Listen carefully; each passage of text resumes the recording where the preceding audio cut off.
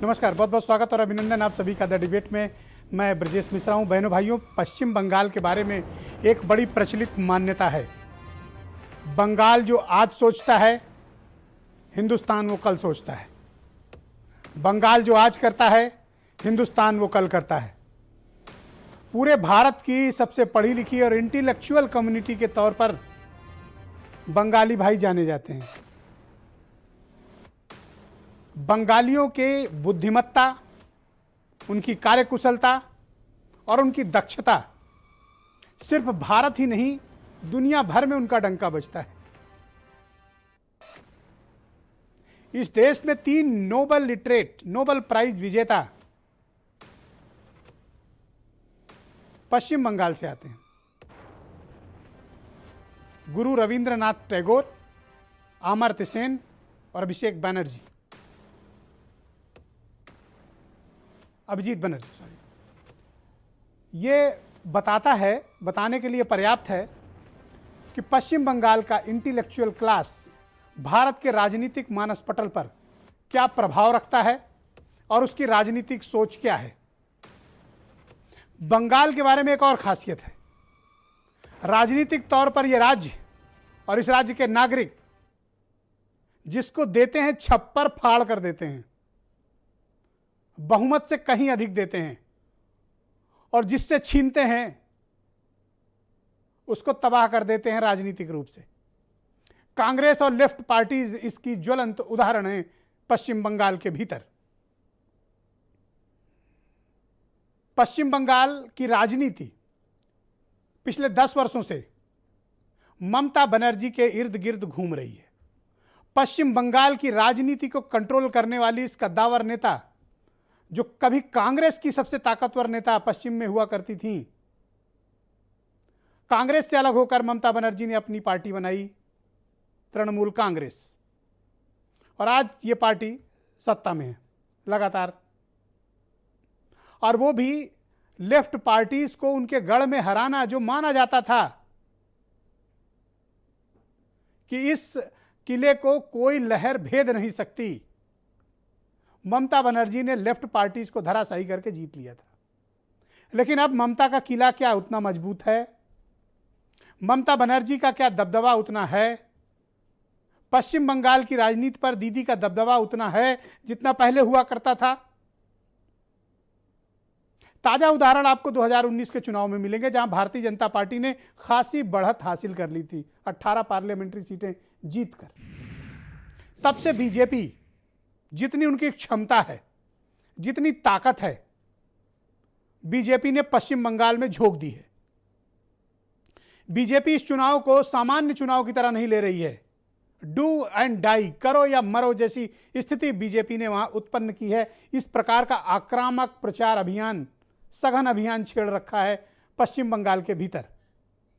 तो क्या ममता बनर्जी के पास बीजेपी की काट मौजूद है? क्या ममता बनर्जी बीजेपी की प्रचार शैली से, राजनीतिक शैली से पश्चिम बंगाल में निपट पाएंगी? और उससे भी बड़ी बात, बंगाली भाई बहन सोच क्या रहे हैं, उनके मन में क्या चल रहा है? क्या वो बीजेपी को एक मौका देना चाहते हैं पश्चिम बंगाल के भीतर, या फिर दीदी पर दोबारा से विश्वास करेंगे बंगाल के लोग, बंगाल की जनता, बंगाल के वोटर्स? मूल रूप से राजनीतिक वहां 3 मुद्दे चल रहे हैं। जातीय समीकरण, पॉलिटिकल वायलेंस, क्या सरकार के प्रति कोई नाराजगी की भावना है, और एक मसला इन दिनों और उभर कर सामने आया है, बाहरी बनाम बंगाली। क्या ममता बनर्जी को इससे बढ़त मिल रही है या फिर बीजेपी को इससे लाभ मिल रहा है? 294 विधानसभा सीटों वाली इस राज्य में अगर भारतीय जनता पार्टी जीतेगी तो उसके लिए 2022 के चुनाव में मुश्किलें उतनी नहीं होंगी जितनी आज की तिथि में विद्यमान है। लेकिन अगर दीदी का दबदबा पश्चिम बंगाल में कायम रहा तो अगले वर्ष के प्रारंभ में जिन 5 राज्यों में चुनाव है, जिसमें उत्तर प्रदेश भी है, मुश्किलें बड़ी होंगी। लेकिन बिहार की जीत के बाद, पश्चिम बंगाल में पार्लियामेंट्री सीटें जीतने के बाद भारतीय जनता पार्टी को लगता है कि वो पश्चिम बंगाल की सत्ता में काबिज हो सकती है। टीएमसी के कई बड़े नेताओं को बीजेपी ने तोड़कर अपनी पार्टी में शामिल किया। क्या उसका कुछ इंपैक्ट है? क्या एंटी इनकम्बेंसी फैक्टर कोई काम कर रहा है? और उससे भी बड़ी खास बात कि इस देश में सामान्य चुनाव, लोकसभा चुनाव 7 चरणों में हुए थे, लेकिन बंगाल के चुनाव 8 चरणों में हैं। थका देने वाले चुनाव हैं, बहुत लंबी चलने वाली प्रक्रिया है और 2 मई को काउंटिंग होगी। तो पश्चिम बंगाल क्या चाहता है? आज मुख्यमंत्री योगी आदित्यनाथ भी वहां गए थे, मालदा में, और उन्होंने कहा कि 2 मई को भारतीय जनता पार्टी यहां सत्ता में आ रही है और जो टीएमसी के गुंडे हैं वो तख्ती लगाकर घूमेंगे, और क्या जय श्री राम बोलना गुनाह है, और अब जय श्री राम बोला जाएगा यहां पे, ऐसा उनका मत है। यूपी से अखिलेश यादव ममता बनर्जी के साथ हैं, उनका सपोर्ट कर रहे हैं। यूपी के काफ़ी लोग रहते हैं पश्चिम बंगाल में। बिहार में से कल तेजस्वी यादव गए थे मिलने ममता बनर्जी से, उन्होंने सभी बिहारियों से अपील की कि ममता बनर्जी को वोट करें। कांग्रेस ने भी खुद को वहां पर लो प्रोफाइल में रखा हुआ है, दूसरी तीसरी कतार पर है। बहुत एग्रेसिव कैंपेन कांग्रेस नहीं करना चाहती वहां पे। कारण क्या है कि उनको लगता है कि अगर बहुत ज़्यादा मुकाबला हुआ तो फायदा बीजेपी को न हो जाए, इसलिए टीएमसी और बीजेपी को ही लड़ने देते हैं। तो मुख्य मुकाबला वहां पर टीएमसी और भारतीय जनता पार्टी के बीच है। बाकी वहां दर्शक की भूमिका में प्लेयर यही 2 हैं। लेकिन इसे आप भारतीय जनता पार्टी की एक बड़ी उपलब्धि मानिए। जिस पार्टी के पास महज 3 सीटें रही हों लास्ट असेंबली इलेक्शन 2016 में, 3 विधायक उनके हुआ करते थे, और आज अपने आक्रामक प्रचार शैली, अपने राजनीतिक तौर तरीकों और अपनी पार्टी की लोकप्रियता के कारण भारतीय जनता पार्टी ममता बनर्जी को सामान्य नहीं, छोटी मोटी नहीं, बहुत विशालकाय और चट्टानी टक्कर दे रही है। ममता बनर्जी के सामने केक वॉक नहीं है पश्चिम बंगाल, इजी नहीं है पश्चिम बंगाल। जो पश्चिम बंगाल ने कभी बीजेपी को अपनाया नहीं था, आज बीजेपी की हैसियत वहां पर सत्ता में छीन लेने जैसी हो गई है। तो ये सब राजनीतिक चमत्कार कैसे हुआ? बंगाली भाई बहन क्या चाहते हैं? पश्चिम बंगाल का क्या अभिमत होगा? और पश्चिम बंगाल के लोगों की राजनीतिक सोच क्या है? अहम मुद्दे क्या हैं? हम उस पर आज बातचीत करेंगे, लेकिन पहले आप कुछ स्टेटमेंट सुने। कि हम लड़ रहे तो तेजस्वी भाई लड़ रहे, अगर तेजस्वी लड़ रहे तो हम लड़ रहे। ये मैसेज बीजेपी को जाना चाहिए कि आप मीडिया को जितना भी फोबिया बनाओ, आप मीडिया के लिए जितना भी आप इंस्ट्रक्शन दो, आप जान लो कि बिहार में भी आप जो किया है फोर्सफुली, बिहार में भी आपको सरकार नहीं टिकेगा, और बंगाल में भी आने वाला दिन में आपका जो मीडिया फोबिया जो बना रहा है कि आप ये सीट मिलेगा, वो सीट मिलेगा, कुछ नहीं मिलने वाला है। आप देखते होंगे उत्तर प्रदेश के अंदर जो लोग पहले गुंडागर्दी करते थे, आज वे लोग अपने गलियों में अपने गले में तख्ती बांध करके चलते हैं कि रहम कर दो। और मैं कह सकता हूं 2 मई के बाद भारतीय जनता पार्टी की सरकार जब बंगाल के अंदर बनेगी तो टीएमसी और कम्युनिस्टों के नाम पर गुंडागर्दी और अराजकता फैलाने वाले गुंडे अपनी जान की भीख मांगते हुए गलियों, अपने गले में तख्ती लेकर के घूमते हुए फिरेंगे। अब प्रचार करने जा रहे हैं केरला, जहां मलयालम भाषा नहीं जानते। प्रचार करने जा रहे हैं बंगाल, जहां बंगाली भाषा नहीं जानते। ओके, तो आज की डिबेट बहुत दिलचस्प होने वाली है बहनों भाइयों, और बड़े गौर से सुनिएगा। बड़ी पॉलिटिकल डिबेट है। मेरे साथ अमित पुरी हैं भारतीय जनता पार्टी से, उमाशंकर पांडे कांग्रेस से हैं, मोहम्मद अकरम सीपीआई से हैं, नमस्कार, जूही सिंह समाजवादी पार्टी से हैं, नीरज राय टीएमसी के प्रदेश अध्यक्ष हैं, उत्तर प्रदेश इकाई के अध्यक्ष हैं, और सिमोनतिनी भट्टाचार्य मेरे साथ ज्वाइन कर चुकी हैं दिल्ली से, बहुत ही सीनियर जर्नलिस्ट हैं और पश्चिम बंगाल के मामलों की एक्सपर्ट हैं, और वीरेंद्र सिंह जी हमारे स्टेट हेड। बहुत स्वागत और बहुत बहुत धन्यवाद आप सभी का इस कार्यक्रम में मेरे साथ जुड़ने के लिए। मैं नीरज रॉय के पास चलूंगा, टीएमसी के उत्तर प्रदेश यूनिट के अध्यक्ष हैं। नीरज जी, बहुत स्वागत आपका। मैं आपसे जानना चाहता हूं कि क्या मुद्दे अहम हैं इस बार पश्चिम बंगाल में, और आपको क्या स्कोप नजर आता है? उतना इजी लग नहीं रहा जितना ममता बनर्जी के लिए पिछले 2 इलेक्शन रहे। इस बार आपके सामने कठिनाई काफी ज्यादा दिखाई हुई प्रतीत होती है, ऐसा मीडिया रिपोर्ट्स बताती हैं। नहीं, ये देखिए, जो आप लोग बताते हैं वो लोग भी हम देखते हैं। हम लोग वहां पर कठिनाई हमें नहीं है। कठिनाई हमें इसलिए नहीं है कि हम वहां पे काम पे और मुद्दे की लड़ाई पे जनता के बीच में जा रहे हैं। तकलीफ दे और इज्जत बचाने की जो बात है वो भारतीय जनता पार्टी के लिए है। जो आपने भी अभी चर्चा किया है कि 2019 में इनके क्या हाथ लग गया था पिटारा, अब वही सोचने वाली बात है। लॉजिक को आप समझिए। तृणमूल कांग्रेस के अगेंस्ट में जो पिछले में लोकसभा में जो मतदाताओं ने वोट किया था, कांग्रेस और सीपीएम के जो वोटर थे वो इनके तरफ आ गए थे।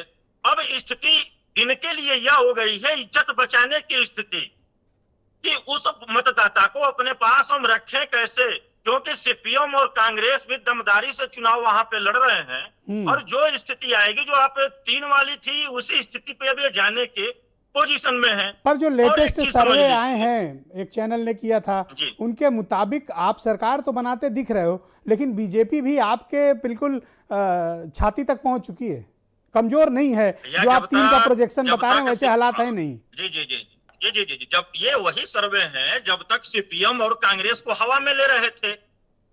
अब भारतीय जनता पार्टी की बेचैनी अगर नहीं होती तो पिछले 7 साल छोड़ दीजिए, लोकसभा चुनाव के बाद से ये मुद्दे पे और जमीनी लड़ाई लड़ने की बजाय सिर्फ तृणमूल कांग्रेस पे आरोपों का ये पिटारा छोड़ते जा रहे हैं। आरोप से सत्ता हासिल नहीं की जा सकती है। 2 मसले हैं। अगर आप बता रहे हैं कि बीजेपी इतनी कमजोर है, तो आप मुझे बताइए कि 18 मेंबर ऑफ पार्लियामेंट की सीट या लोकसभा सीटें बीजेपी ने जीती हैं। आप इस सच से इनकार नहीं कर सकते हैं कि बीजेपी ने वहां अच्छा खासा बेस बना लिया है। बिल्कुल बना लिया भाई साहब, बहुत बढ़िया। लेकिन भारतीय जनता पार्टी जो 18 लोकसभा मेंबर जीते हैं, उनको इन्होंने कितना काम करने में दिया था, उनका ही अगर काम को ये लोग आधार बनाकर चुनाव लड़ते तो इतना हो हल्ला करने की जरूरत ही नहीं रहती। और देख लीजिए इन लोगों की भाषा शैली, जिनका श्रृंगार रहा हो अराजकता और अपराध, वो लोग जाकर वहां पर अराजकता पे भाषण दे रहे हैं। अब इसको आप क्या बोलेंगे? हम लोग मुद्दा पे लड़ाई लड़ रहे हैं, काम पे बात पर क्या कर रहे कारण है हैं। कि टीएमसी के कई बड़े नेता अपनी पार्टी यानी आपकी पार्टी छोड़कर बीजेपी चले गए? कुछ तो प्रॉब्लम है आपके यहाँ। वो भी बता नहीं, वो प्रॉब्लम मैं बता दे रहा हूँ आपको। आपको याद होगा, आपके साथ मैं कई बार डिबेट भी किया था, जिन शुभेंदु अधिकारी को ये लोग 2019 के चुनाव में चुनाव जीतने का हथियार बनाए थे, पानी पी पी के गरियाते रहे थे, वही शुभेंदु अधिकारी इनके में आके शामिल हो गए। 2017 में आपने देखा कि मुकुल राय आ गए। जितने भी इनके लिए विवादित नेता रहे हैं तृणमूल कांग्रेस में रहते हुए, वो इनके खेमे में आ गए। और कुछ और नेता जिनको कि चुनाव के समय में पार्टियां बदलते रहते हैं, जिनको टिकट नहीं मिलना होता है, वो पार्टी बदल के जाके चुनाव लड़ते हैं, वो स्वहित साधने वाले लोग होते हैं, तो उसमें कोई दिक्कत नहीं है। अब बंगाल का भी आपने बताया, बंगाल का इतिहास है कि बंगाल में जनता नेता बनाती है, किसी नेता का पावर नहीं है कि वो जनता बना के चले। जनता बनाती है, जनता हमको बनाई है। Thank you. मैं चाहता हूं कि अब आप तो भारतीय जनता पार्टी के प्रवक्ता अमित पुरी जी को गौर से सुने, मैं उनसे भी कुछ सवाल करूंगा। पुरी साहब शुक्रिया आपका। मैं आपसे जानना चाहता हूं जी, 3 सीट थी आपके पास 2016 में, क्या राजनीतिक करिश्मा बीजेपी ने वहां ऐसा किया कि आप पार्लियामेंट की 18 सीटें जीतने में कामयाब हुए? और आपको क्या लगता है कि अहम मुद्दे इस बार आपके लिए 2021 के असेंबली इलेक्शंस में क्या हैं?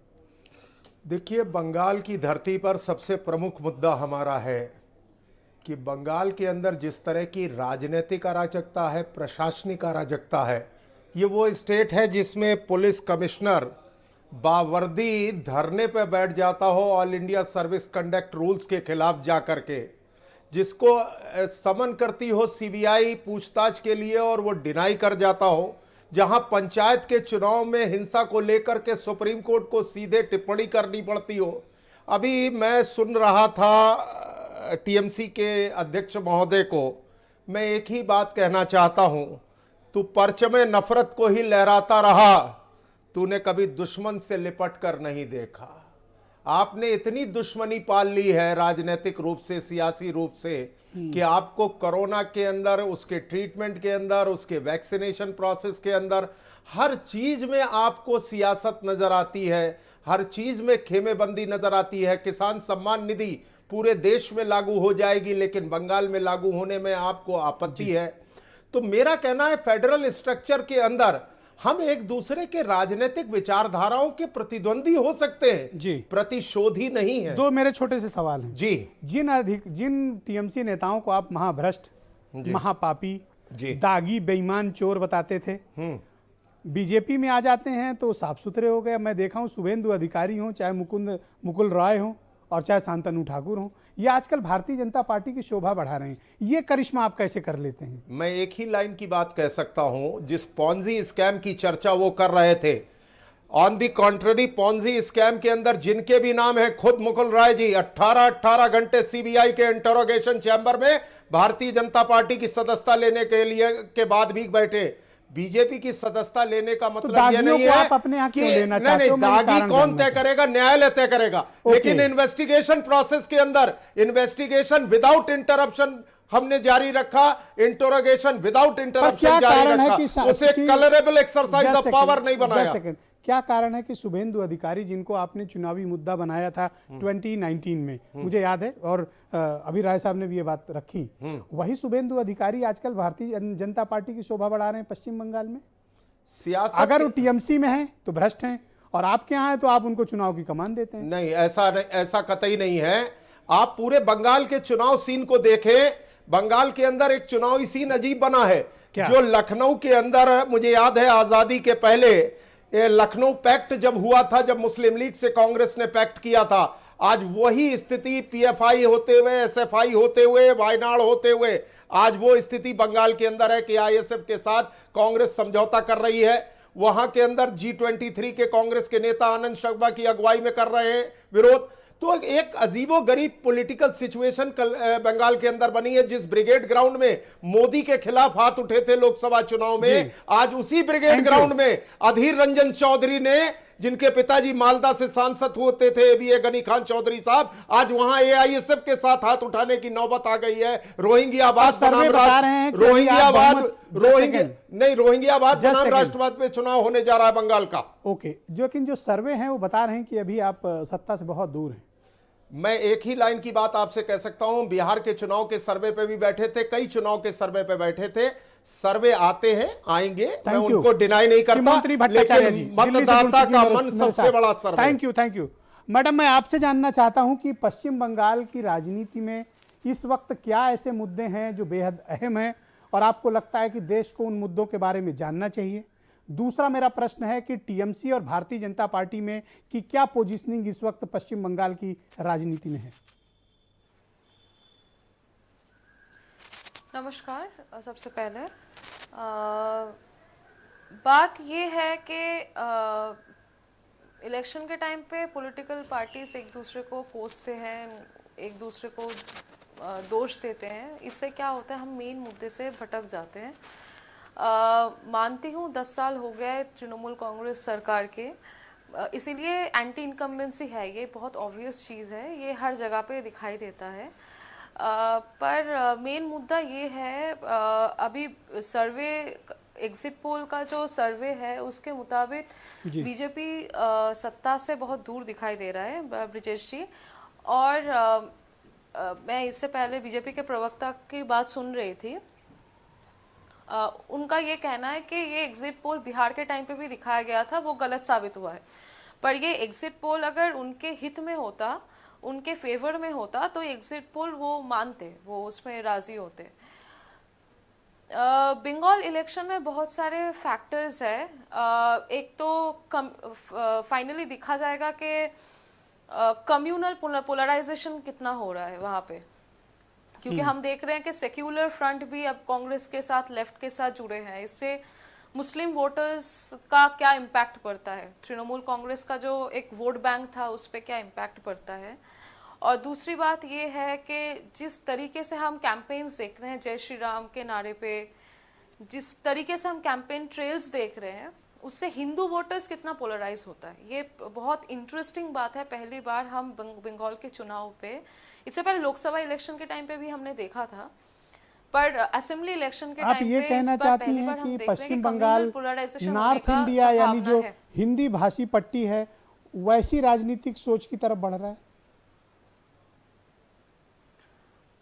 जी लग रहा है, पर ये बैलेट बॉक्स में या मशीन में कितना कन्वर्ट होगा, क्योंकि बंगाल के जो जनता है उनका थिंकिंग अलग है। वो भी बहुत साइलेंट वोटर है, स्पेशली जो विमेन वोटर है, क्योंकि हमें डेटा के हिसाब से हम देख रहे हैं धीरे धीरे 49% के तरफ जा रहे हैं विमेन वोटर, और पश्चिम बंगाल में विमेन वोटर्स बहुत स्ट्रांग है। उनका अपना मुद्दा रहता है, वो पसंद करते हैं कि इनको, उनका एक स्टैंड होता है, वो डिसाइड करते हैं कि किनको वोट करना है। तो ये फाइनल, ये जो हम कैंपेन ट्रेल्स देख रहे हैं, अलायंस देख रहे हैं, ये कितना फाइनली कितना बैलेट बॉक्स में कन्वर्ट होगा, ये देखने वाली बात है। ये 2 मई को ही आपको समझ में आएगा। Thank you madam, thank you. पर मुझे लग रहा है कि ये सब कुछ करके जी, ये सब कुछ करके मेन मुद्दों से हम भटक रहे हैं। ऑलराइट। जूही सिंह समाजवादी पार्टी की प्रवक्ता हैं। जूही मैडम, बहुत शुक्रिया आपका डिबेट ज्वाइन करने के लिए। मैं आपसे जानना चाहता हूं, मैंने आज अखिलेश यादव के बयान सुनी, आपके पार्टी के नेशनल प्रेसिडेंट की, वो ममता बनर्जी को सपोर्ट दे रहे हैं, पर मैं ये भी जानना चाहता हूं कि अखिलेश यादव ममता बनर्जी के समर्थन में कोई सभा भी करेंगे, जाएंगे, उनके चुनाव प्रचार में शामिल होंगे? ब्रजेश जी, ममता बनर्जी जी संघर्षशील ज़मीनी नेता हैं, पुरानी नेता हैं, कई बार लखनऊ भी आ चुकी हैं। हमारे राष्ट्रीय अध्यक्ष जी की उनके पार्टी से बहुत अच्छे और स्नेहपूर्ण संबंध हैं। वो जाएंगे कि नहीं जाएंगे ये ममता जी पे डिपेंड करता है, उनको ज़रूरत होगी तो अवश्य जाएंगे। बाकी मैं इस बात पे अग्री करती हूँ कि पश्चिम बंगाल में शुरुआत से महिला मतदाताओं की बड़ी भूमिका रही है। वो किस तरह सोचती हैं, वो ममता जी के बारे में किस तरह सोचती हैं, क्योंकि मुद्दों पर तो भारतीय जनता पार्टी चुनाव नहीं रही है। जैसे आज आपने हमारे मुख्यमंत्री का भाषण सुना, उनके भाषण में ना कोई सब्सटेंस था। अमित पुरी जी हैं, परिपक्व नेता हैं, इसलिए अच्छी अच्छी बातें करते हैं। फेडरल स्ट्रक्चर, राजनीतिक अराजकता को हाई कोर्ट, सुप्रीम कोर्ट की टिप्पणी, उत्तर प्रदेश में कितनी टिप्पणियां हुई हैं ये हम लोग बेहतर जानते हैं, लेकिन आज हम लोग बंगाल तक सीमित रहेंगे। और भारतीय जनता पार्टी का डिटर्जेंट, चाहे कोई कितना करप्ट हो, मर्डर चार्जेस हो, रेप चार्जेस हो, अगर वो इनके लिए सुविधाजनक है, यूजफुल है, तो किसी भी पार्टी में हो उसके तो सारे अवगुण, मैं इस बात को लॉक कर दूं कि समाजवादी पार्टी में है जी, पश्चिम बंगाल में चुनाव नहीं लड़ेगी, ममता बनर्जी को सपोर्ट जी। हमारे राष्ट्रीय अध्यक्ष ने ये निर्णय किया है और अभी तक यही निर्णय है कि हम वहाँ चुनाव नहीं लड़ेंगे और हम ममता बनर्जी जी का पूरा सहयोग, पूरा सपोर्ट करेंगे, हमारे जितने भी लोग वहाँ पर हैं। थैंक यू अकरम भाई, बहुत शुक्रिया आपका। मैं आपसे जानना चाहता हूँ कि पश्चिम बंगाल इस्तांबुल जैसा किला हुआ करता है, जिसको ढहाया नहीं जा सकता, जिसको तोड़ा नहीं जा सकता था। 3 दशक से ज़्यादा के वक्त तक लेफ्ट पार्टीज ने वहाँ रूल किया। क्या कारण हुआ कि आप एकदम वहाँ से बेदखल कर दिए गए और पार्टी का लगभग सफाया हो गया पश्चिम बंगाल में? और अब आप इस चुनाव में क्या एक्सपेक्ट करते हैं अपने लिए? देखिए ब्रजेश जी, आप जो कह रहे हैं सफाया हो मेरे गया, शब्दों में मत जाइएगा, मेरे भाव में जाइएगा। सफाया देखिए, कम्युनिस्ट पार्टियों का वहाँ सफाया तो बिल्कुल नहीं हुआ है और हम लोग बिल्कुल फाइट में चल रहे हैं। जो कुछ मीडिया के चैनल जो है दिखाते हैं अपने सर्वे अपने अपने ले करके, हम लोगों को तो आप जानते हैं कम्युनिस्टों को बिल्कुल बैक में रखते हैं, मीडिया बैक में रखती है। हमारे भी काफ़ी वहाँ लोग जो है मेहनत कर रहे हैं, जनता के बीच में। नहीं, पर मैंने बहुत आदर के साथ आपको स्टूडियो बुला के बिठा रखा। नहीं, मैं भी मैं आपकी तो देखिए ईमानदारी और आपकी जो उस पर जो है मैं बहुत आपकी तारीफ भी करता हूं और मैं धन्यवाद भी करता हूं कि आप हम जैसे लोगों को बैठाते हैं बुला करके। मगर हमारी स्थिति आज भी अच्छी है। वो बात अलग है कि हम चुनाव हार गए और 30 साल सत्ता में रहे, उसके बाद 10 सालों से नहीं है। और भी पार्टियां आती जाती हैं, हारती हैं, जीतती हैं। हम पूरी मेहनत कर रहे हैं और हमारे आपका एजेंडा क्या है इस बार? हमारा सिर्फ हम लोगों का एजेंडा सीधा होता है कि जनता के बीच में जा करके उनके बीच में काम करना, जनता की भलाई के लिए काम करना, उनकी परेशानियों को दूर करना। हम कम्युनिस्ट का कभी भी कोई भी कार्यकर्ता, कोई धर्म, कोई जात, कोई किसी के नाम आप से कांग्रेस के साथ खड़े होने का जोखिम क्यों ले रहे हैं राजनीतिक रूप से? देखिए ये भट्टाचार्य मैडम मैं आऊंगा, प्लीज वेट। यस अकरम भाई, देखिए जी, जोखिम कांग्रेस एक राजनीतिक जोखिम राष्ट्रीय और कोई पार्टी जोखिम है। की बात नहीं। नहीं, राष्ट्रीय पार्टी है नेशनल, और कांग्रेस के साथ अगर कुछ हम लोग हैं तो कोई मतलब उसमें ऐतराज नहीं है, सभी लोग करते हैं। हम नहीं, लोग उमा शंकर को गुस्सा आ रहा है इसलिए पूछ रहा हूँ। गुस्सा तो देखिए, गुस्सा तो जो है सभी को आता है, पर आपको लगता जहाँ है कि चुनाव भारतीय आता है जनता सबको गुस्सा आने पार्टी, लगता है, चुनाव ये खत्म हो देखिए एक जाता है। स्थिति क्या थी कि भारतीय जनता पार्टी 3 सीटें थी 2016 में और आप लोगों के पास 27 सीटें थी। जी, आज बीजेपी वहां सत्ता के लिए क्लेम कर रही है और आप अपनी पोजीशन पर खड़े रहने के लिए संघर्ष कर रहे हैं। हम लोग तो हमेशा संघर्ष कर रहे हैं शुरू से 70 सालों से संघर्ष ही कर रहे हैं ना। जी। सत्ता में नहीं, सत्ता रूल का भी लालच किया कब आपने, रहा? आपने रूल भी किया, आप 3 दशक तक रूल किए हैं। ठीक है, जहां लोगों कुछ ने तो हमको पसंद राजनीतिक किया, हमारी गलतियां हुई सत्ता रही, होंगी, केरल में हमको वरना पसंद किया बंगाली सत्ता। आपको यूं नहीं छोड़ देते। उमा शंकर पांडे कांग्रेस से। उमा भाई बहुत शुक्रिया आपका, थैंक यू। अभी मैंने देखी कोलकाता की रैली जो लेफ्ट पार्टीज और कांग्रेस ने की, बड़ी मैसिव गैदरिंग थी, लेकिन जो राजनीतिक पोजीशनिंग है, जो अभी भट्टाचार्य मैडम बता रही थी और नीरज भाई भी बता रहे थे, आप लोग का वहाँ कोई ज़्यादा स्कोप है नहीं। और आप भी, मुझे लगता है कि आप वहाँ पर अपने प्रचार और राजनीतिक शैली को थोड़ा कमज़ोर रखे हुए हैं, जानबूझ के आप चाहते हैं कि यहाँ टीएमसी बनाम बीजेपी हो, ऐसा है? ब्रजेश जी, ऐसा बिल्कुल नहीं है। कांग्रेस पार्टी और हमारा अलायंस पूरी ताकत से वहाँ पे चुनाव लड़ रहा है। पिछला अगर आप चुनाव देखेंगे जी, तो हमने जो गेन किया था उसमें हम लार्जेस्ट अपोजिशन बने थे। 44 सीटों के साथ कांग्रेस पार्टी दूसरे नंबर पर थी। हमारे गठबंधन ने 76 सीट को पिछले चुनाव में जीता था, तो आप कैसे कह सकते हैं? और आज जो कलकत्ता में रैली हुई वो तो पूरे देश ने देखा कि 10 लाख से ज्यादा गैदरिंग वहां पर थी। पर ये क्या वोटों में कन्वर्ट नहीं हो रही ना? वोटों में आप तो देखिए convert होगी। 2019 के इलेक्शन की हालत देखिए देखिए। ब्रजेश जी, आपने खुद वेस्ट बंगाल के बारे में बोला कि 3 नोबेल प्राइज इंटेलेक्चुअल। हम नहीं बोल सकते, हम बोलेंगे तो अमित पुरी को बड़ी दर्द हो जाएगी, वो कुछ और उसको बना देंगे। इसलिए देखो, मैं अपनी व्यक्तिगत बात बताऊं, जब नहीं, कोई मैं- बंगाली इंटेलेक्चुअल या बंगाली जर्नलिस्ट मेरे सामने आता है, जी। मैं शब्दों के चयन और फैक्ट रखने में बड़ा केयरफुल हो जाता हूं। हाँ, तो क्योंकि मैं उनकी जो बुद्धिमत्ता है उसको बहुत बड़ा आदर करता हूं उस बात का। हाँ, मैं नहीं बोलूंगा ना। ये उसको देखा नहीं कैसे राहुल जी के बयान को तोड़ मरोड़ के इन लोगों ने, तो ये उसमें माहिर है, हम उस पर नहीं जाएंगे। मैं अभी बात सुन रहा था, मुस्लिम लीग का अमित पुरी जी कर रहे थे। ब्रजेश जी, वेस्ट बंगाल सबसे बेहतरीन धरती है भारतीय जनता पार्टी को एक्सपोज करने का। ये शायद भूल गए मुस्लिम लीग के साथ पहला अलायंस आजादी के पहले श्यामा प्रसाद मुखर्जी उप मुख्यमंत्री, वो उनका अलायंस, जब पाकिस्तान के मुसलमान भी उस मुस्लिम लीग में थे तब इन्होंने उनके साथ अलायंस किया था। ये कैसे भूल गए अमित पुरी? टाइम आप एक्सप्लेन कर ये कैसे भूल गए अमित पुरी जी? अच्छा, दूसरी बात, योगी जी राष्ट्रगान की बात कर रहे थे, राष्ट्रगीत की बात कर रहे थे। राष्ट्रगान को ये लोग आज तक नहीं गाते हैं। जो आरएसएस की शाखा होती है ब्रजेश जी, ये राष्ट्रगान नहीं गाते। तिरंगा झंडा 53 साल तक नहीं लहराया। राहुल गांधी और कैंपेन नहीं कर रहे हैं पश्चिम बंगाल में, कारण क्या है जी? राहुल कैंपेन नहीं कर रहे पश्चिम बंगाल में? सब करेंगे, सब समय पर सब पहुंच जाएंगे। अभी चुनाव धीरे धीरे आगे बढ़ने दीजिए, सब पहुंचेंगे। जरूरत पड़ेगी तो क्या आप, अगर टीएमसी को कुछ कम पड़ेंगे तो आप मदद के लिए तैयार हैं? हम चुनाव जीत रहे हैं। हमारा इस समय कांग्रेस पार्टी और लेफ्ट का जो अलायंस है वो बंगाल में सबसे आगे है। पिछली बार भी आप देखिए ये तो कोई नहीं कह रहा उमा भाई। अरे भले नहीं कह रहे हैं, लार्जेस्ट अपोजिशन 44 सीटों वीरेंद्र के सिंह साथ हमारे हम स्टेट हेड आ गए। ये तो थैंक यू। पिछला चुनाव है। थैंक यू भाई। वीरेंद्र जी, आज मुख्यमंत्री योगी आदित्यनाथ भी गए थे मालदा और उन्होंने कहा कि गुंडे, टीएमसी के गुंडे यानी नीरज राय की पार्टी के गुंडे जो सो कॉल्ड हैं, वो गले में। देना चाहूंगा ब्रजेश भैया, हाँ? ये गुंडे वाली भाषा पर मैं जवाब देना चाहूंगा। हाँ, मैं दूंगा थोड़ा। टाइम। वीरेंद्र जी बोल लें, फिर आपके पास आता हूँ। हम लोग बहुत सिस्टमैटिक डिबेट कर रहे हैं। वीरेंद्र जी, आप बताइए कि इन सब का क्या इम्पैक्ट पश्चिम बंगाल की राजनीति को पड़ेगा? मुख्यमंत्री गए, अखिलेश यादव ने भी सपोर्ट कर दिया है ममता बनर्जी की पार्टी को, तो यूपी और बिहार के लोगों का क्या राजनीतिक महत्व पश्चिम बंगाल में है और क्या पॉलिटिकल इम्पैक्ट आपको दिख रहा है? देखिए, यूपी में योगी आदित्यनाथ की जो डिमांड है वो राष्ट्रीय फलक पर है। वो बीजेपी के हिंदुत्ववादी चेहरा है, इसमें कोई शक नहीं। और वो वहाँ पर जाकर हिंदुत्व की बात, राष्ट्रवाद की बात करते हैं। ये बात सही है कि यूपी सरकार ने अपने गुंडों के खिलाफ अभियान चलाया है, अपने प्रदेश को स्वच्छ बनाने की कोशिश की है क्राइम के मामले में। लेकिन जो विकास की गंगा बहाने की बात करते हैं कि विकास की गंगा इतनी आसानी से बहती नहीं, ऐसे बिहार में बह रही थी पहले, अब उसके बाद वो बंगाल पहुंच गई।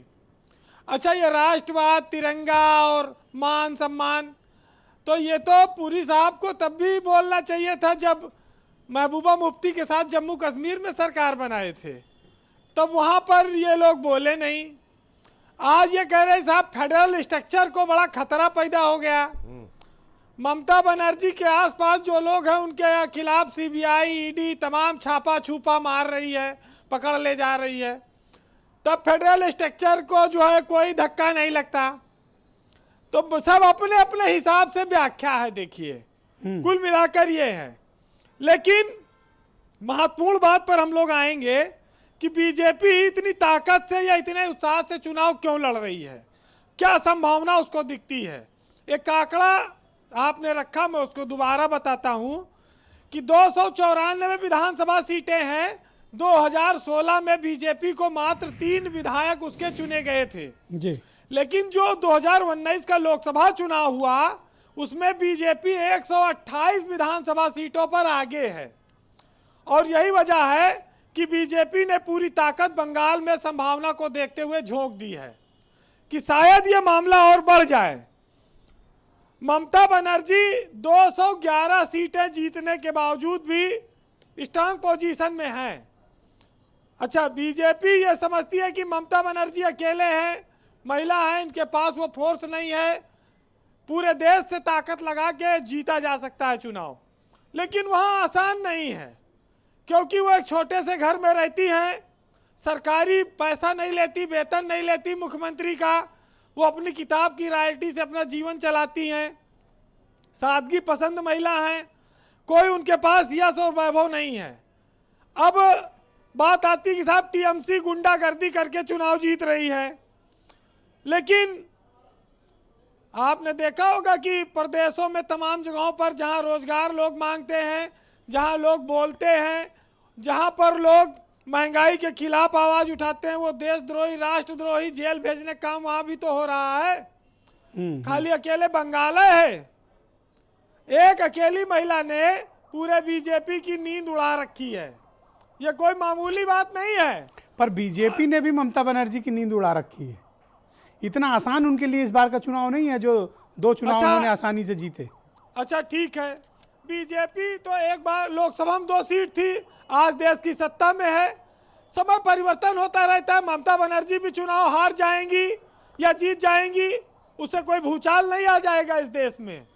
लेकिन जिस तरह से ममता के वोट काटने के लिए वहाँ एमआईएम या और जो भी दल एक्टिव हैं वो कितना असर डाल पाएंगे, ये टेलीविज़न पर जाकर 4-6 चैनल अपना बीजेपी का बल्ले बल्ले दिखाकर का पूरा देश का चुनाव थोड़ी जीत रहे हैं वो। अभी तो चुनाव का रिजल्ट आएगा 2 मई को, तब पता लगेगा कि एक स्कूटर पर जो महिला चलती है, मुख्यमंत्री है, वो महंगाई के खिलाफ अपने गले में खुद ताकती बांधती है पेट्रोल डीजल की महंगाई पर, और अपनी जनता से वो सीधे संवाद करती है। अच्छा, बीजेपी वाले भाई बहुत भोले लोग हैं, ये सीबीआई न छापा डलवाते हैं कहीं ना कहीं, उसका सदुपयोग करते हैं। महंगाई पे तो ये बात ही नहीं करते, पेट्रोल डीजल पे इनके हाथ में क्योंकि नहीं है, रोजगार पे बात नहीं होगी, और चुनाव में जय श्री राम जय श्री राम, और ये सब ये मुकुल राय, दीपक त्रिवेदी, शुभेंदु अधिकारी, बीजेपी के पास कोई नेता थोड़ी है। जिसको ये बुरा कह रहे हैं, भ्रष्टाचारी कह रहे हैं, उन्हीं दल से तो सबको ये ले रहे हैं। इनके पास अपना कोई मुख्यमंत्री कैंडिडेट नहीं है। तो ये बात अब लोगों को समझ में आएगी। उसके बाद भी भाई जय श्री राम पे देना है वोट तो देते रहिए, उसमें क्या इनका है। जय श्री राम है और ममता बनर्जी जय सिया राम बोलती हैं। भाई सबका अपना अपना तरीका है, लेकिन बस बात खाली इतनी सी है जी कि जिसको सत्ता का अहंकार हो जाता है उसको कभी ये महसूस नहीं होता है कि वो गलत है, उसको लगता है कि वही सही है। तो हम लोग जिस व्यवस्था में रह रहे हैं जी वीरेंद्र जी, वहां पर तो जनता ही जवाब देती है। बहरहाल बहुत सारे लोग बोलने वाले हैं, लेकिन बंगाल की जनता इतनी आसानी से बीजेपी को वो जीतने नहीं देगी।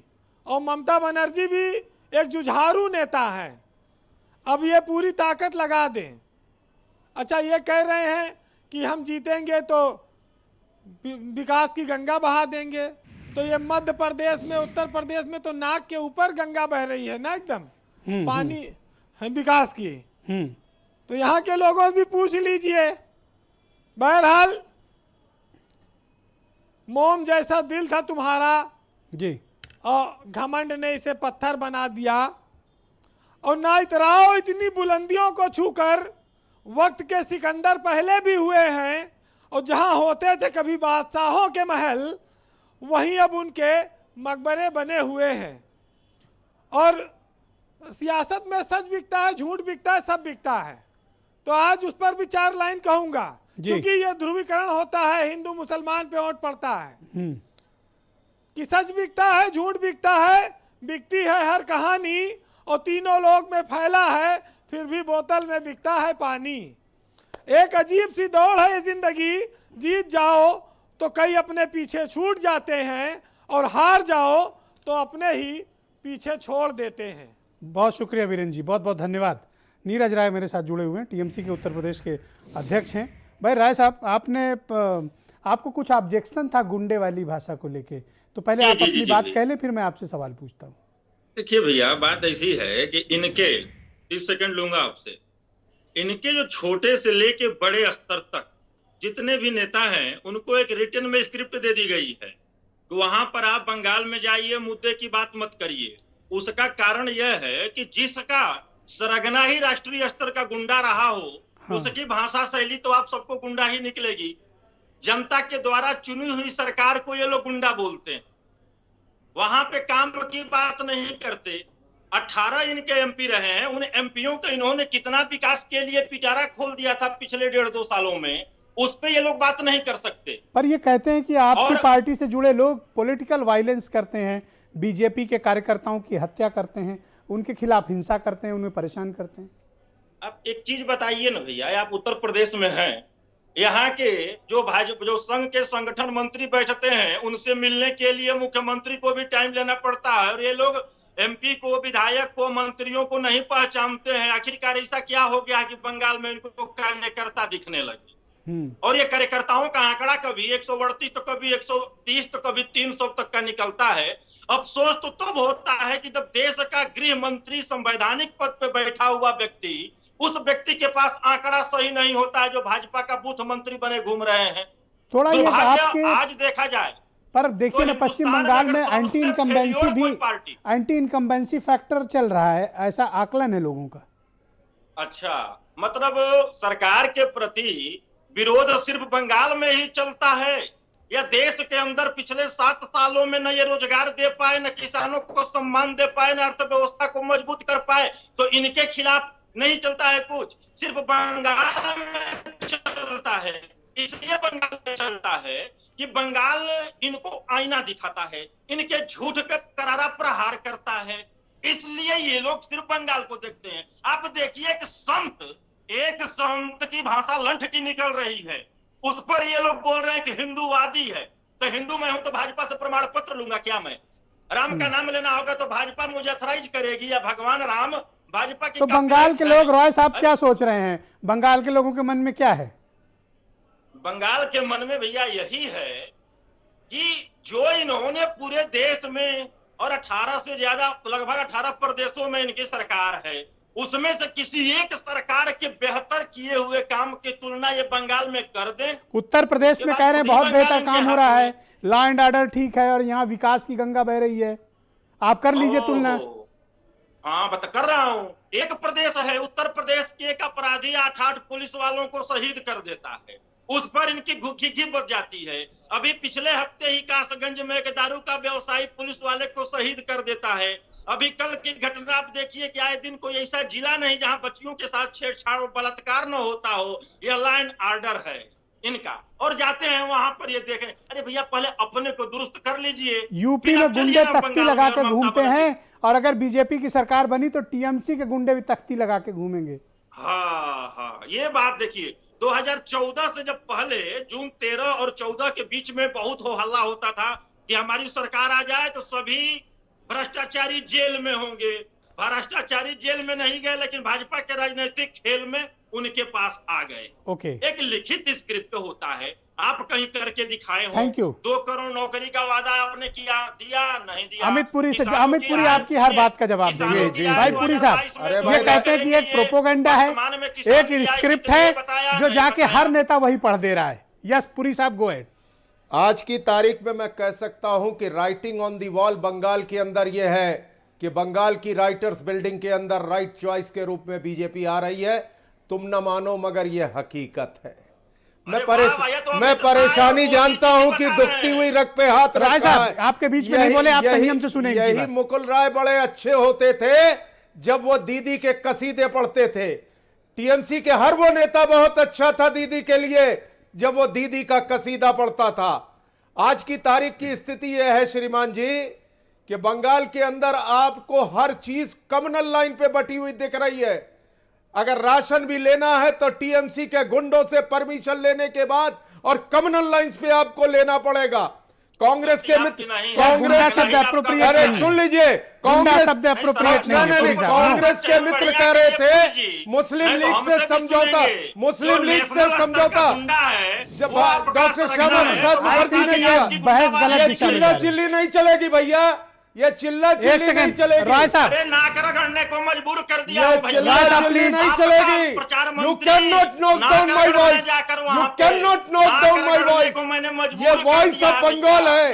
You cannot knock down my voice. It is the voice of Bengal. Bengal की आवाज सुनो। माँ माटी मानुष से भतीजे पे पहुंच गई पार्टी। माँ माटी मानुष से वाली पार्टी आज केवल अपने भतीजे की पार्टी है, दीदी की भतीजे की पार्टी है खाली बंगाल के अंदर। मोदी की फर्जी सरकार। अरे तो चुनाव में जाइएगा ना, इसी मुद्दे पे जाइएगा, रेफरेंडम मिल जाएगा, रेफरेंडम मिल जाएगा। उत्तर प्रदेश संभल नहीं। नीरज बाबू, इस पर रेफरेंडम मिल जाएगा। लोकसभा के चुनाव में भी गाल बजा रहे थे, बंगाल की जनता ने वो तमाचा लगाया कि होश फाख्ता हो गए आपके। लोकसभा के चुनाव के अंदर भी यही गाल बजा रहे थे। लोकसभा चुनाव को समझ में आ गई ना, हैसियत समझ में आ गई आपको बंगाल की धरती पर। ब्रिगेड ग्राउंड में हाथ उठा रहे थे सबके साथ, लेकिन बंगाल की जनता ने आपको ठेंगा दिखा दिया। बंगाल की जनता ने आपको ठेंगा दिखा करके हैसियत बताने का काम किया। सुशासन की सुशासन और ममता जी के राज में जहां पुलिस कमिश्नर धरने पे बैठते हो, सीबीआई की नोटिस के खिलाफ मुख्यमंत्री संरक्षण देता हो पुलिस कमिश्नर को, पुलिस कमिश्नर को संरक्षण देता हो मुख्यमंत्री, और धरने पे बैठता हो। ये लॉलेस स्टेट है। Thank you, don't fight. एक मिनट ब्रिजेश जी, हाँ, ब्रिजेश जी, मैं दो बातें हाँ। जरूर कहना चाहता हूं।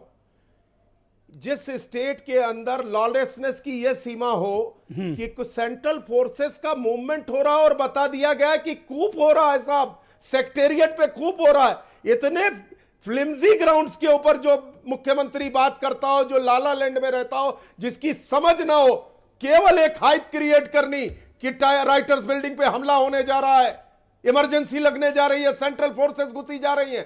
उस पार्टी का क्या पॉलिटिकल स्ट्रक्चर होगा जो माँ माटी मानुष से थैंक यू, माँ माटी आप दोनों शांत होइए। चली थी, हम भट्टाचार्य मैडम की तरफ रुख करेंगे Delhi. Thank you, please cooperate, please cooperate. Neeraj भाई थैंक यू, पुरी साहब थैंक यू। ओके, डिबेट को थोड़ा सिस्टमैटिकली बढ़ाते हैं। नीरज भाई शांत हो जाएं आप, नीरज भाई शांत हो जाएं आप, नीरज जी शांत होइए। Okay, thank you. सिर्फ भट्टाचार्य मैडम बोलेंगी। यस मैडम, आप कुछ मेंशन करना चाहती थी डिबेट के बीच में, पहले आप अपनी बात कह लीजिए, फिर मैं सवाल करता हूँ। मैं लेफ्ट के जो प्रवक्ता है उनकी बात मैं सुन रही थी। वो कह रहे थे कि हम मुद्दे पे लड़ेंगे, और कांग्रेस के प्रवक्ता क्लेम कर रहे थे कि वो सरकार में आ रहे हैं। पहले तो मैं ये पूछना चाहती हूँ कि लेफ्ट पार्टी का ऐसा कौन सा नीड है कि आप अब्बास सिद्दीकी के साथ एक कम्युनल पार्टी के साथ अपने अलायंस में आए हैं, और ब्रिगेड ग्राउंड में उनको स्टेज के ऊपर इतना अपने इम्पोर्टेंस आपने दिया है। और दूसरी बात ये है, कांग्रेस प्रवक्ता से मैं ये सवाल पूछना चाहती हूँ कि आपके जो नेता है राहुल गांधी, वो क्यों नहीं आ रहे बंगाल? मैं ब्रिजेश जी से सहमत हूँ, वो साउथ में ज़्यादा फोकस डाल रहे हैं। अगर आप इतना ही कॉन्फिडेंट हो कि आप सरकार बनाने जा रहे हो, तो उनको तो आना चाहिए वहाँ पे, प्रचार करना चाहिए उन्हें, उनको जनता से बात करना चाहिए। आप फुल फोर्स क्यों नहीं लगा रहे हो वहाँ पे? जी ऑल राइट। तो अकरम भाई पहले आप जवाब दे लीजिए, फिर मैं जूही जी के पास चलता हूँ। मैं मैडम से कहना चाहता हूँ, नहीं बहुत मुद्दे की बात उन्होंने कही। नहीं देखिए ऐसा है, जब क्योंकि सिद्दीकी पहले एमआईएम से दोस्ती में थे, फिर आपके साथ कैसे आ गए? देखिए ऐसा और है, कांग्रेस का एक धड़ा नाराज भी है, ट्वीट भी कर रहे हैं वो लोग, खुल के कह रहे हैं। ये उनका अपना सोच होगी। अगर कोई किसी के साथ में आ करके अगर पार्टी का प्रचार कर रहा है तो उसमें बुराई क्या है? सभी पार्टियों के लोग आ करके करने लगते हैं। अभी बीजेपी में कुछ लोग आ गए, टीएमसी के उधर आ गए, इधर आ गए। सेक्युलर पार्टी हो आप, कोई कम्युनल फोर्स को अपने पार्टी में ऐसा कौन सा नीड आ गया है? बीजेपी को देख के आपने थोड़ा सा प्रेरणा लिया है कि एब्सोल्युटली राइट क्वेश्चन अकरम भाई, आपको इसका जवाब खुले मन से देना चाहिए, खुले मन से देना चाहिए। नहीं, क्या आपको लगता है कि ये गलत फैसला हो गया? क्योंकि मैं भी पत्रकार हूँ, मेरे मन में ये सवाल आती है। करेक्ट मैडम, मैं इनसे जवाब लेता हूँ और इनसे हम और आप घेर के जवाब लेंगे। राज किया है, आप चिंता ना करें, इनको हम लोगों ने घेर लिया, आप जवाब देंगे। ऐसा है, ये पार्टी के लीडरों का अपना कुछ फैसला हो सकता है। हाँ, पर आप सहमत नहीं है इससे? जो है इसके लिए वो अपने विचार करें। हम लोग जो है सिर्फ मुद्दे पे, और जो मुद्दे पे जो आप डिबेट बुलाते हैं, मुद्दे पे तो कोई बात ही नहीं हो पाती है। खाली बस आप बताएं कि मुद्दा क्या है? राम के नाम पे, इसके नाम पे, पश्चिम बंगाल में रोजगार पे बात हो रही है, महंगाई पे बात हो रही है, नहीं पूरे भारत शिक्षा पे बात हो रही है, नहीं एजुकेशन स्वास्थ्य पे बात हो रही है। बात सुनिए, पूरे भारत में 1 तारीख से स्कूल खुले हैं। ब्रिगेड के स्टेज में क्या हुआ है? सबको जो है स्कूल जा रहा है एडमिशन कराने, तो स्कूलों में 20,000 30,000 रुपए पहले फीस मांगी जा रही है। कोरोना महामारी में 6 महीने से जनता जो है परेशानियां झेल रही है। उनकी प्राइवेट सेक्टर से नौकरियां चली गई हैं। बताइए 20,000 25,000 30,000 शंकर पांडे भाई, सिद्दीकी साहब ब्रिगेड ग्राउंड में आपके मंच पे कैसे पहुंचे? उनको तो आप तो हर तरह के सांप्रदायिकता और कट्टरवाद से दूर थे ना। अंत में आप भी वही कर रहे हैं, बिल्कुल ठीक कह रही भट्टाचार्य मैडम, आप भी वही कर रहे हैं जो बीजेपी करती आई है। ब्रजेश जी, ये बड़ी मजेदार बात है। जब तक वो बंदा एमआईएम के साथ था तब तक आपको बुरा लग रहा था, आज आप अपने स्टेज पे बुलाते हैं। देखिए ब्रजेश जी, ये बड़ी मजेदार आप भी तो कोई डिटर्जेंट लेके बैठे हो। नहीं नहीं, हमारे पास कोई डिटर्जेंट नहीं, उनके पास है। और देखिए कितनी मजेदार बात है, जिसको आप चाहे उसको कम्युनल कह दें, जिसको आप चाहें उसको देशद्रोही कह दें।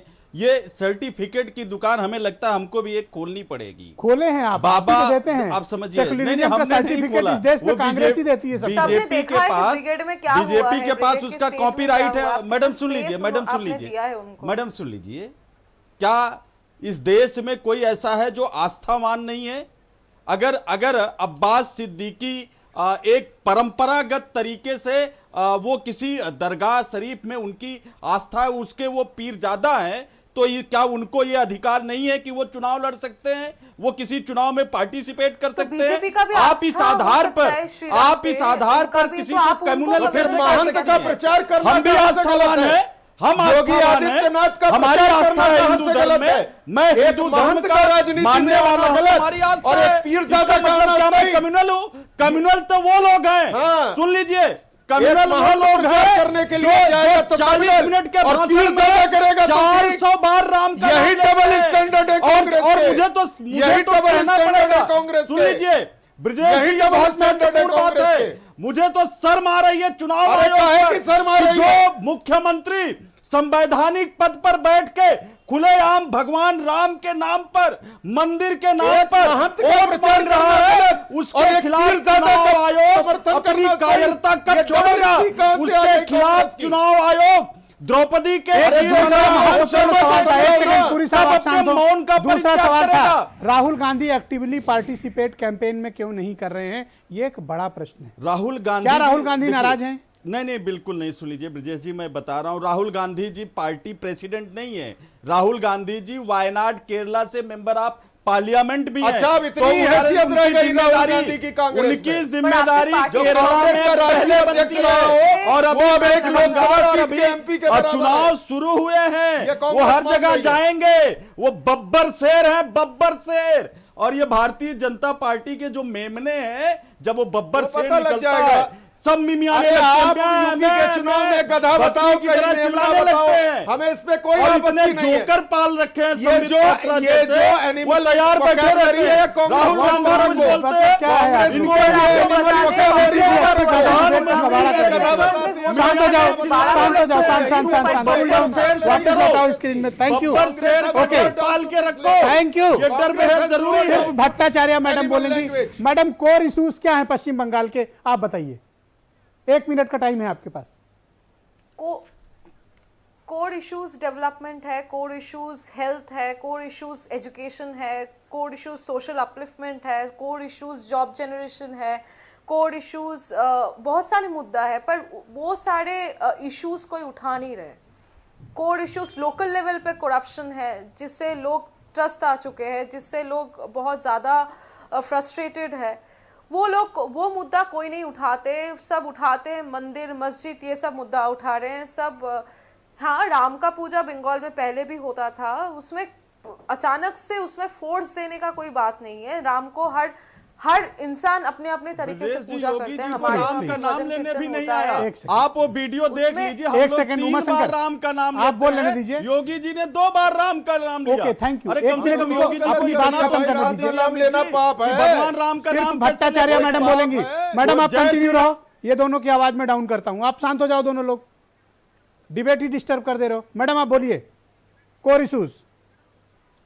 तो ये सारा मुद्दा उठाना चाहिए। और लेफ्ट पार्टी के जो आपके प्रवक्ता है वो बोल रहे हैं वो कोर मुद्दे पे लड़ रहे हैं। मुझे पता नहीं वो कितना दिन में कितना मुद्दा उठाते हैं लेफ्ट पार्टी के लोग, और अचानक से वो लोग अब्बास सिद्दीकी को लेके आके एक मतलब अलायंस करके पता नहीं वो क्या ये अलायंस टीएमसी को नुकसान करेगा मैडम?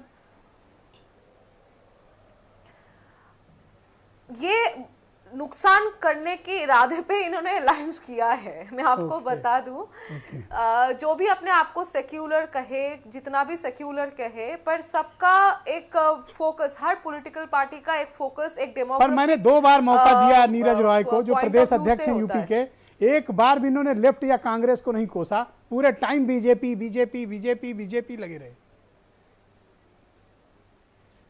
क्योंकि इनका मेन ओपोनेंट ये कंसिडर कर चुके हैं कि बीजेपी है। जिस तरीके से बीजेपी ने फोर्स लगाया। जूही सिंह जी मेरे साथ मौजूद है। जूही जी, कोर इश्यूज पे बात कोई नहीं कर रहा है, बात कोर इश्यूज पे होनी चाहिए। भाई उमा शंकर, क्या प्रॉब्लम है? 5 सेकंड केवल दे दीजिए, दूंगा टाइम, तसल्ली। देखिए, ऐसी क्या अब्बास बेचैनी सिद्दीकी है? पर टीएमसी और बीजेपी दोनों ने डोरे थैंक डाले और यू, असफल हो शुक्रिया। गए। आप जूही मैडम बोलेंगी, कोर इश्यूज पे कोई बात नहीं कर रहा है। और ये क्या कारण है कि नीरज रॉय सिर्फ बीजेपी को टारगेट करते हैं, और बीजेपी भी सिर्फ इन्हीं को करती है?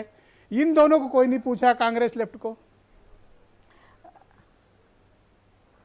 ब्रिजेश जी, जैसा कि आपने कहा, ये रविंद्रनाथ टैगोर की धरती है। केवल रविंद्रनाथ टैगोर की तरह दिखने से या रूप बदलने से बंगाल नहीं जीत सकते हैं, उनकी तरह सोचना भी पड़ेगा। अभी मैंने भारतीय जनता पार्टी के प्रवक्ता को देखा कि बंगाल के नागरिकों को, चाहे वो टीएमसी के समर्थक हैं, आप गुंडा कह रहे हैं, आप बंगाल की बेटी ममता बनर्जी को भी गुंडा कह रहे हैं। तो ये किस तरह की भाषा है? उत्तर प्रदेश के लोग तो बर्दाश्त कर ही रहे हैं, अब बंगाल तक रामचरण जी ने मायावती को क्या बताया था?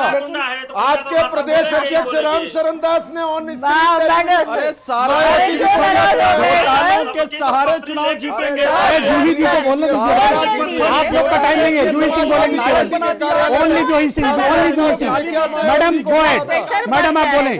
मैडम जूही सिंह आप बोलें। यहाँ भी चलेगी जी, जी आप बोलें। ब्रिजेश जी, चुनाव कोर इश्यूज पर ही होगा, और ये सिंबॉलिज्म और प्रतीकात्मक राजनीति जो भारतीय जनता पार्टी करती है, लोगों की भावनाओं से खेलती है, मुझे लगता है बंगाल की जनता समझदार है, और जो उसके विकास, जो उसके मुद्दों की बात करेगा, उसी को वो वोट देगी। ये उम्मीद भी है मुझे, और उनमें आस्था भी है। ब्रिजेश ओके, नीरज राय जी, क्या बेचैनी है आपको? 10 सेकंड बताइए, जवाब दीजिए, टाइम बहुत कम है। नहीं, हमको कुछ बेचैनी नहीं है, और मैं शुरू में ही बोल चुका था कि भारतीय जनता पार्टी वहां पर बौखलाई इसलिए है भाई साहब कि 2019 में जो वोट परसेंटेज सीपीएम और कांग्रेस का पड़ रहा है, जिनके तरफ वाले भतीजे की पार्टी में बदल गए। माँ माटी और मानुस की बात करने वाले केवल भतीजे की फेल हो जाओगे। सच्चाई ये है, चिटफंड सारथी माँ माटी और मानुस की बात घोटाले से नैया पार नहीं होगी केवल वहाँ पे। भतीजों की पार्टी में सिमट गए और ये पूरा उम्मीद कर रहा था कि आप लोग कोर इश्यूज को पूरा एड्रेस बंगाल करेंगे, देख रहा है। लोकसभा में पहुंची थी, पर डिबेट का लास्ट आते आते आप लोग लाठी लेके आ गए। बौखलाहट है, यह दर्शा रही है कि आप लोग कितना नीचे अरे जा वो सकते मालूम हैं। है ना, माँ माटी मानो सब भतीजे में सिमट ओके गया। अकरम भाई 10 सेकंड आपके पास, आप जवाब दो। कोर इश्यूज पर बात क्यों नहीं हो रही है? देखिए हमेशा से यही होता रहा है कि जो सत्ताधारी तो पार्टियां BCCI का बनाया गया, हैं वही वो बोल अपने रहेगा। माहौल को बनाने के लिए जो इश्यूज हैं उनको छोड़ करके वो अपने ही उसमें लग जाते हैं और जो लोग उनके प्रचार करने वाले लोग हैं वो उसी को दिखाते हैं। क्या प्रॉब्लम है भाई, इतना बेचैन क्यों हूं मैं? शंकर बताओ। समझे? अरे ये देखिए, ये इनकी मशीन कहाँ है, मैं तो कब से ढूंढ रहा हूँ। वो शारदा चिटफंड घोटाले के लोगों के सहारे ये सत्ता पाने की कोशिश कर रहे हैं और ये धूल चाट जाएंगे। वो वेस्ट बंगाल है। बहुत बहुत धन्यवाद आपका, बहुत बहुत धन्यवाद, थैंक यू, बहुत बहुत शुक्रिया। और आप सबका भी बहुत बहुत धन्यवाद। बंगाल का चुनाव बहुत दिलचस्प है, पूरी नजर बनाए रखिएगा। धन्यवाद, नमस्कार।